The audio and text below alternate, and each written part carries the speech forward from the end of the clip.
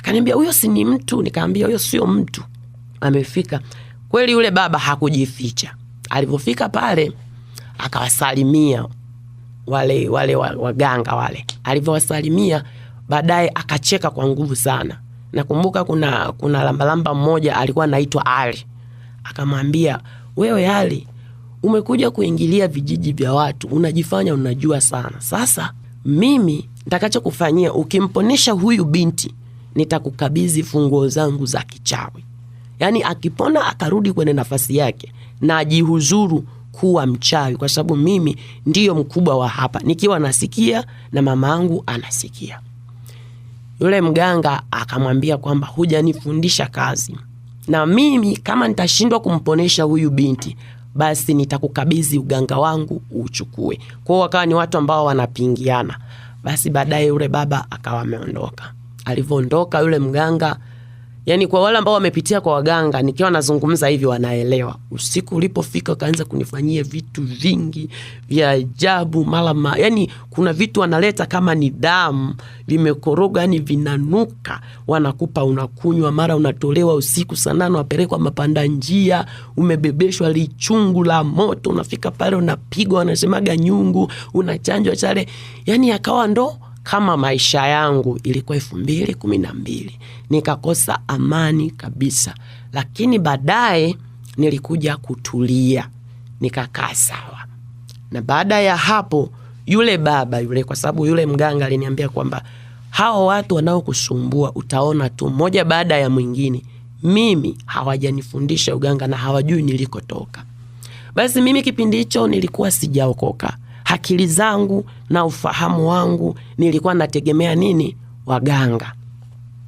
Na nikaona kabisa huyu mganga amenisaidia, nikajua kabisa huyu ndio msaada wangu. Kwa hiyo akili yangu ikawa kule, nikatengenezewa bonge la ilizi. Nikaambiwa hii ilizi utakuwa unaivaa wapi? Kiunoni. Na hii itakusaidia hata kuwaona wale watu wabaya wako wanapokuja. Ni kweli yale mambo yalikuwa yanatokea hata kama tukiwa tumelala ndani. Wengine hawaoni chochote kinachoendelea, lakini mimi ninaona. Basi hao maisha yameendelea hivyo, yameendelea, na ukumbuke kwamba mimi nilikuwa sijaokoka. Shule ndo ikawa imeishia hapo. Nikawa najihusisha na mambo ya usanii kwa maana ya Bongo Flava. Basi nikaingia kwenye hicho kikundi. Nakumbuka tulikuwa watu wengi na nilikuwa nafanya vizuri kipindi hicho. Tunaandaa matamasha, tunafanya show, tunafanya vizuri tu. Basi imeenda hiyo 2013, niko salama, lakini changamoto za hapa na pale nikiwa nazipitia. Basi baadaye ilipofika 2014 hali yangu ikabadilika.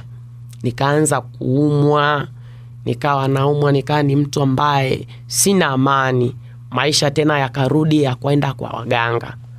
Kaanza kunipeleka kwa waganga, nikaanza kwenda kwa waganga. Nakumbuka nikawa nimepelekwa mganga mmoja, alikuwa amekuja ametokea Sumbawanga. Yule mganga naye akaja. Alivyokuja akaniambia kwamba huyu alitengenezewa, walimloga, kwa hiyo ina maana huyu maisha yake hapo kaburini waliazika. Ili kurudisha maisha yake natakiwa nikatengenezee pale pale walipomtengenezea. Basi yule mganga akanichukua kweli, akanipeleka kaburini, kaanza kunifanyia mambo na yeye, akanitengenezea madawa kama jinsi walivyokuwa wananitengenezea kule. Baadaye nikawa nimerudi. Ile ilikuwa 2014. Lakini hali yangu haikuwa sawa. Nikawa mimi ni mtu wa dawa, mimi ni mtu na waganga, maisha yangu yani hayaeleweki. Yani hata kama huu mwili wangu saizi ukiona umekaa fresh kwa sababu ya Yesu, lakini mwili wote ulikuwa umejaa chale. Maisha yangu ni kwa waganga.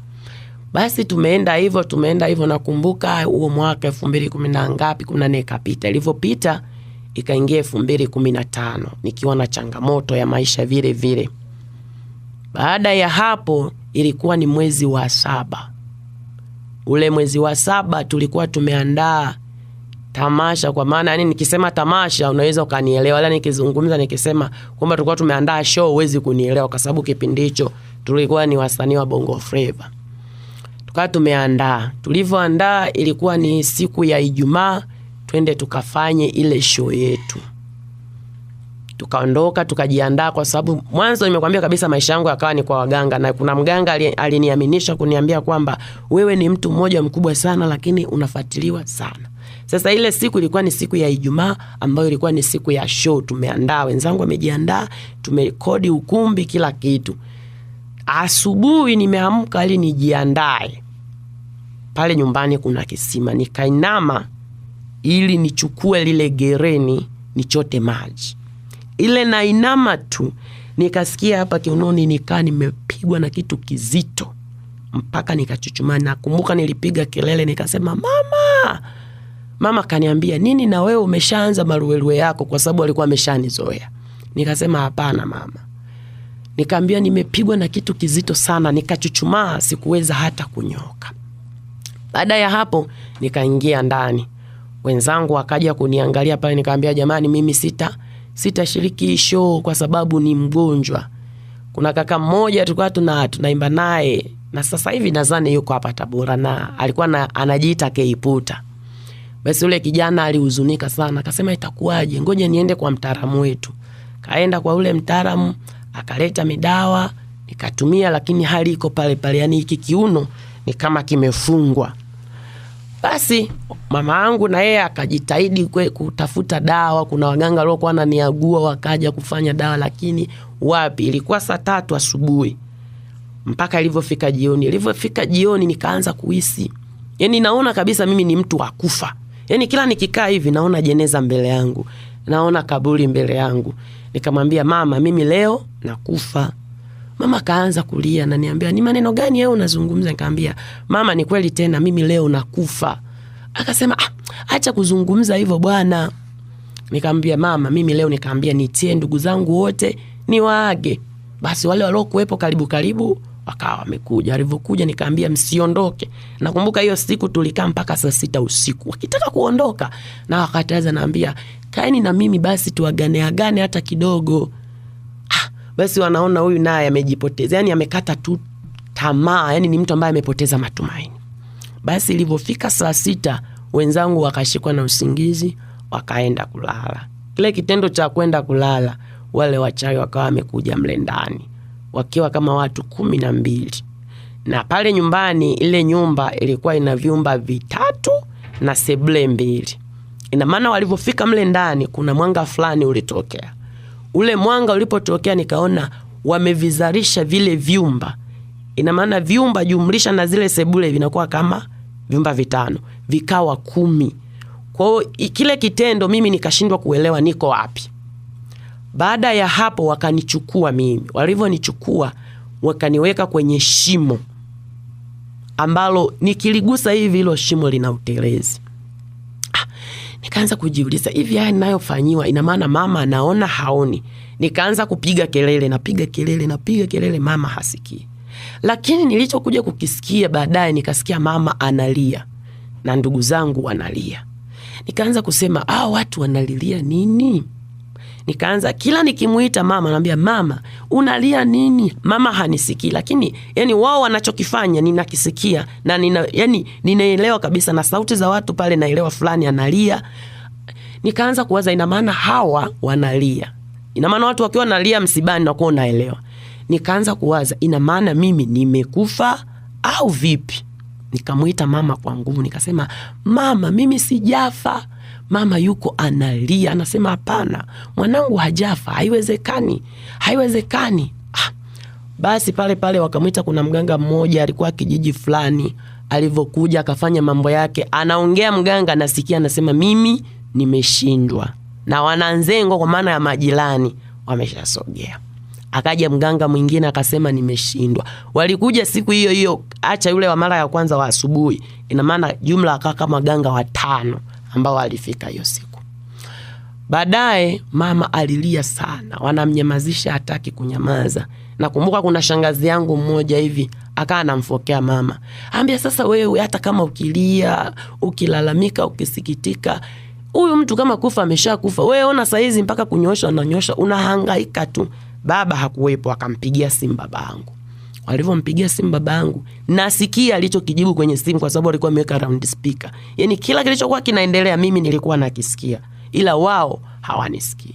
nasikia baba yangu akasema kwamba nimeshachoka, maana nimeanza kuhangaika huyu mtoto tangu akiwa mdogo, na hata kupitia yeye pesa nilizopoteza saizi ningekuwa labda bilionea. Sitaki, kama kufa waganga wamekuja wameshindwa, acheni afe. Nikasema ina maana mimi nimekufa. Moyo wangu uliuma sana nikiwa ndani ya lile shimo. Nikaanza kuwaza, wangeniitia walokole ningepona. Kile kitendo nawaza hivyo, mama yangu likali limemjia kama wazo. Akasema hapana, mtoto wangu hajafa, naomba nendeni mkamwite mchungaji Maumba. Wakaenda kwa yule mchungaji wakamkosa. Wakasema hapana, mfateni mchungaji mwingine, kuna mchungaji anaitwa Stefano ila kule anafahamika kwa jina la Mbogo. Wakasema mfateni. Yani kuna mdogo wangu ni mdogo sana. Ilikuwa imefika sasa usiku umeenda, inaelekea saa 11. Akasema mimi nitaenda. Wakaanza kumwambia saizi ni usiku tusubiri papa. Hapana, dadangu hawezi kufa, mimi nitaenda. Yani ni zile sauti za msibani wanavyoliage kabisa unazisikia, zilikuwa zinaniumiza. Nikasema ina maana mimi nimekufa. Basi wakamfuata yule mchungaji. Walivyomfuata yule mchungaji, haukupita muda sana wakaja na yule mchungaji. Yule mchungaji anabisha hodi, nasikia na sauti yake naifahamu. Akaingia. Mama yangu huwa wanapenda kuitana bibi bibi. Akamuuliza, bibi, mgonjwa yuko wapi? Shangazi yangu mimi akadakia, ni afadhali angekuwa mgonjwa, hiyo ni maiti. Nikasema ina maana mimi nimekufa. Nikaanza kulia, nikasema mimi sijafa. Basi mama yangu akamwambia yupo kule chumbani. Kafungua mlango akaingia.